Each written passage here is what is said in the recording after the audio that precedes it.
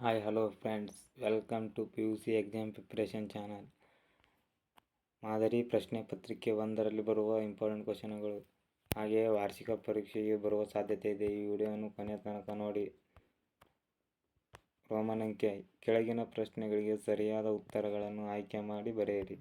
1ನೇ question, ಮರು ಮತದಾನದ ವಿಷಯಕ್ಕೆ ಸಂಬಂಧಿಸಿದಂತೆ ಕೆಳಗೆ ನೀಡುವ ಯಾವ ಹೇಳಿಕೆ ಸರಿಯಾಗಿದೆ? ಮತದಾನ ಸಮಯದಲ್ಲಿ ಮತಯಂತ್ರದ ನಾಶ. 2ನೇ ಆಪ್ಷನ್, ಮತದಾರರ ಚುನಾವಣಾ ನಿಯಮಗಳನ್ನು ಉಲ್ಲಂಘಿಸುವುದು. 3ನೇ ಆಪ್ಷನ್, ಮತದಾನ ರಹಸ್ಯವನ್ನು ಉಲ್ಲಂಘಿಸುವುದು. 4ನೇ ಆಪ್ಷನ್, ಮತ ಹಾಕಲು ಮತದಾರರನ್ನು ನಿರಾಕರಿಸುವುದು. B correct answer. 2ನೇ ಕ್ವಶನ್, ವಿಶ್ವ ಪರಿಸರ ದಿನಾಚರಣೆ ಈ ದಿನದಂದು ಆಚರಿಸಲಾಗುವುದು. 5ನೇ ಜೂನ್ ಆಗಿರುತ್ತದೆ. ಲಿಬಿಯಾದ ನಿರಂಕುಶಾಧಿಕಾರಿ ಯಾರು? ಮ್ಯೂಮರ್ ಗಡಾಫೆ. 4ನೇ ಕ್ವಶನ್, ಯಾವ ಸಂಘಟನೆಯು ಮುಂದಿನ ಪೀಳಿಗೆಯನ್ನು ಯುದ್ಧ ಎಂಬ ವಿಧ್ವಂಸಕಾರಿ ಪ್ರವೃತ್ತಿಯಿಂದ ರಕ್ಷಿಸುತ್ತದೆ? ನೀಡಿರುವ ಚಿತ್ರವನ್ನು ವೀಕ್ಷಿಸಿ ಕೆಳಗಿನ ಉತ್ತರಗಳನ್ನು ಆರಿಸಿ. ವಿಶ್ವಸಂಸ್ಥೆ ಕರೆಕ್ಟ್ ಆನ್ಸರ್ ಆಗಿರುತ್ತದೆ. 5ನೇ ಕ್ವಶನ್, ಈ ಕೆಳಗೆ ಯಾವ ಹೇಳಿಕೆಯು ಸೂಕ್ತವಾಗಿದೆ? ಎ. ಇಂದಿರಾ ಗಾಂಧಿ ಮತ್ತು ಜೆ. ಭುಟ್ಟೋ ತಾಷ್ಕೆಂಟ್ ಒಪ್ಪಂದ ಸಹಿ ಹಾಕಿದರು. ಬಿ. ಅಯೂಬ್ ಖಾನ್ ಮತ್ತು ಇಂದಿರಾ ಗಾಂಧಿ ಶಿಮ್ಲಾ ಒಪ್ಪಂದಕ್ಕೆ ಸಹಿ ಹಾಕಿದರು. C is the correct answer. Jawaharlal Nehru ಮತ್ತು ಸೌಗಾನ್ಲಾಯ್ ಪಂಚಶೀಲ ತತ್ವಕ್ಕೆ ಸಹಿ ಹಾಕಿದರು. ರೋಮನ್ ಅಂಕೆ 2, ಕೆಳಗಿನ ಪ್ರಶ್ನೆಗಳಿಗೆ ಖಾಲಿ ಬಿಟ್ಟ ಸ್ಥಳ ಭರ್ತಿ ಮಾಡಿ. ಡ್ಯಾಶ್ ರವರು ತಾವು ಆಯ್ಕೆಯಾಗಿ ಬಂದ ಪಕ್ಷವನ್ನು ಬಿಟ್ಟು ಬೇರೆ ಪಕ್ಷಕ್ಕೆ ಸೇರಿದಾಗ ಪಕ್ಷಾಂತರ ನಿಷೇಧ ಕಾಯ್ದೆ ಅನ್ವಯ ಶಾಸನ ಸಭಾ ಸದಸ್ಯತ್ವ ಕಳೆದುಕೊಳ್ಳುತ್ತದೆ. ಸ್ಪೀಕರ್. ಡ್ಯಾಶ್ ರವರು ಡ್ಯಾಶ್ ರಂದು ಜೈವಿಕ ವೈವಿಧ್ಯ ಕಾಯ್ದೆ ಜಾರಿಗೆ ಬಂದಿತು 2002ರಲ್ಲಿ. ಡ್ಯಾಶ್ ರವರು ಅಸ್ಮಿತಾ ರಾಜಕಾರಣಿಯನ್ನು ಗುರುತಿಸಿದರು. ಎಲ್. ಎ. ಕಾಫ್ಮನ್. 9ನೇ ಕ್ವಶನ್, ಅಂತಾರಾಷ್ಟ್ರೀಯ ನ್ಯಾಯಾಲಯವು ಡ್ಯಾಶ್ನಲ್ಲಿದೆ? ದಿ ಹೇಗ್ನಲ್ಲಿದೆ. 10ನೇ ಕ್ವಶನ್, CHOGM ನ ನಾಯಕತ್ವವನ್ನು ಡ್ಯಾಶ್ ದೇಶ ವಹಿಸಿದೆ? ಇಂಗ್ಲೆಂಡ್. ಹೊಂದಿಸಿ ಬರೆಯಿರಿ.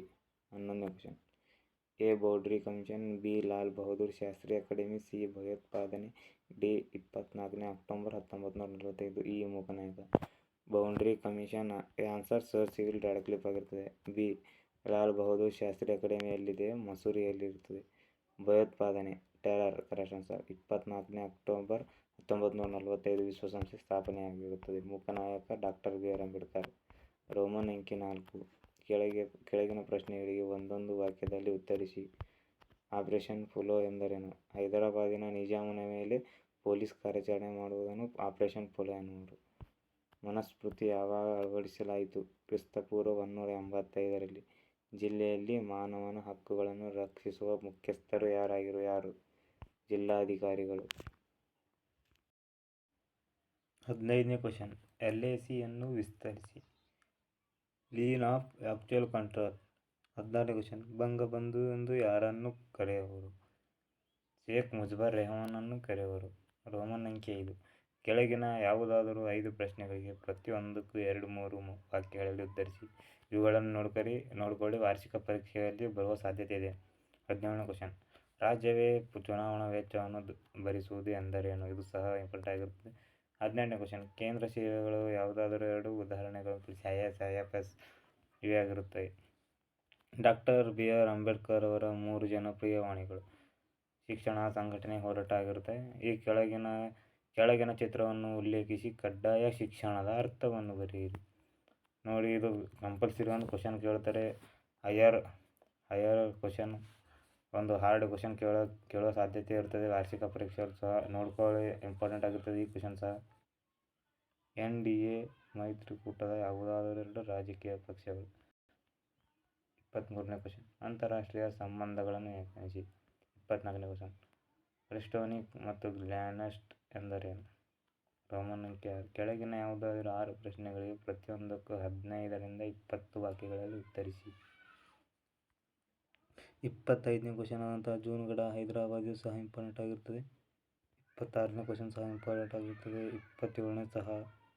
ಹಾಗೆಯೇ ರಾಷ್ಟ್ರ ನಿರ್ಮಾಣದ್ದು ವೆರಿ ಇಂಪಾರ್ಟೆಂಟ್ ಆಗಿರುತ್ತದೆ. ಇದು ಒಂದು ಹಾರ್ಡ್ ಕ್ವಶನ್ ಅಂತ ಕೇಳುವ ಸಾಧ್ಯತೆ ಇರ್ತದೆ, ಸಹ ನೋಡ್ಕೊಳ್ಳಿ. ಹಾಗೆ 10 ಅಂಕದಲ್ಲಿ ಭಾರತದ ಪಕ್ಷ ಪದ್ಧತಿಯ ಸ್ವರೂಪವನ್ನು ವಿವರಿಸಿ. ಇದು ಸಹ ಇಂಪಾರ್ಟೆಂಟ್ ಆಗಿರುತ್ತದೆ. 35ನೇ ಕ್ವಶನ್, ಕೋಮುವಾದ ಕಾರಣಗಳು ಮತ್ತು ಅವುಗಳ ಪರಿಹಾರಗಳು.